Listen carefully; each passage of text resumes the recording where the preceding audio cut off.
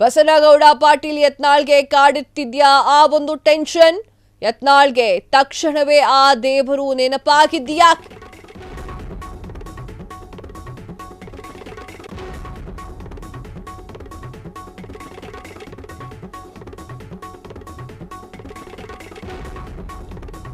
ಅಮಾನತಾದ ಬೆನ್ನಲ್ಲೇ ಹಿಂದೂ ಹುಲಿಗೆ ಅದೇ ಧ್ಯಾನ. ಆ ದೇವರ ಮೊರೆ ಹೋಗಿದ್ದೇಕೆ? ವಿಜಯಪುರ ಶಾಸಕ ಬೆಂಗಳೂರಿನಲ್ಲಿ ಬೆಂಬಲಿಗರ ಸಭೆ ಬಳಿಕ ಅಲ್ಲಿಗೆ ಹೋದ. ಮಲ್ಲೇಶ್ವರಂನ ಆ ದೇವರ ಮೊರೆ ಹೋಗಿರುವಂತಹ ರೆಬಲ್ ಲೀಡ್. ಎಸ್, ಮಲ್ಲೇಶ್ವರಂನಲ್ಲಿರುವಂತಹ ಆ ಒಂದು ದೇವರ ಮೊರೆ ಹೋಗಿದ್ದಾರೆ ಬಸನಗೌಡ ಪಾಟೀಲ್ ಯತ್ನಾಳ್ ಅವರು. ದೇವರ ನೆನಪಾಗಿದ್ಯಾಕೆ? ಉಚ್ಚಾಟನೆ ಆದ ನಂತರ ಅವರಿಗೆ ದೇವರು ಯಾಕೆ ನೆನಪಾದ್ರು? ಯತ್ನಾಳ್ಗೆ ತಕ್ಷಣವೇ ಆ ದೇವರು ಯಾಕೆ ನೆನಪಾದ್ರು? ಅಮಾನತ್ತಾಗಿರುವಂತಹ ಬೆನ್ನಲ್ಲೇ ಹಿಂದೂ ಹುಲಿಗೆ ಅದೇ ಧ್ಯಾನವಾಗಿತ್ತು.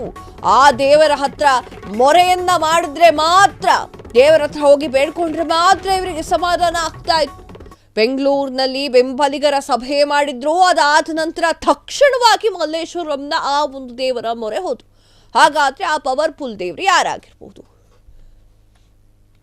ಶನಿ ದೇವರ ಮೊರೆ ಹೋದಂತಹ ಬಸನಗೌಡ ಪಾಟೀಲ್ ಯತ್ನಾಳ್ ಇಂದು ಬೆಳಗ್ಗೆ ಶನಿ ಮಹತ್ವ ದೇವಸ್ಥಾನದಲ್ಲಿ ವಿಶೇಷ ಪೂಜೆ. ಉಚ್ಚಾಟನೆಯ ಬಳಿಕ ಶನಿ ದೇವರ ಮೊರೆ ಹೋದಂತಹ ಯತ್ನಾಳ್ ಶನಿ ಮಹಾತ್ಮ ದೇವರ ಮುಂದೆ ಕೆಲ ಹೊತ್ತು ಸುದೀರ್ಘ ಪ್ರಾರ್ಥನೆಯನ್ನ ಮಾಡಿದ್ದಾರೆ. ಒಬ್ಬರೇ ಕೂತು ಕೈ ಮುಗಿದು ಪ್ರಾರ್ಥಿಸಿಕೊಂಡಿರುವಂತಹ ಯತ್ನಾಳ್ ಮಿಲ್ಕ್ ಕಾಲೋನಿಯಲ್ಲಿರುವಂತಹ ಶನಿ ಮಹಾತ್ಮ ದೇವಸ್ಥಾನದಲ್ಲಿ ಪೂಜೆ ಕೂಡ ಮಾಡಿದ್ದಾರೆ. ಒಬ್ಬೊಬ್ಬರಿಗೆ ಒಂದೊಂದು ನಂಬಿಕೆ.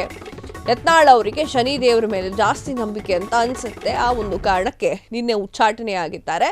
ಆ ಒಂದು ಪೇಜಾರ್ನಲ್ಲಿ ಇವತ್ತು ಮಲ್ಲೇಶ್ವರಂನಲ್ಲಿರುವಂತಹ ಒಂದು ಶನಿ ದೇವಸ್ಥಾನಕ್ಕೆ ಹೋಗಿ ಪೂಜೆಯನ್ನ ಸಲ್ಲಿಕೆ ಮಾಡಿದ್ದಾರೆ.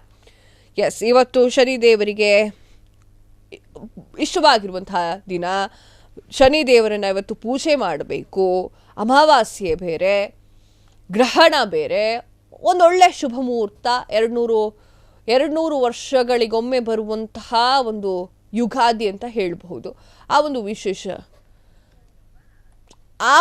ವಿಶೇಷ ಅಂದರೆ ಈ ಒಂದು ವಿಶೇಷ ಯುಗಾದಿಯಲ್ಲಿ, ಯುಗಾದಿ ಪ್ರತಿ ವರ್ಷನೂ ಬರುತ್ತೆ, ಆದರೆ ಈ ಒಂದು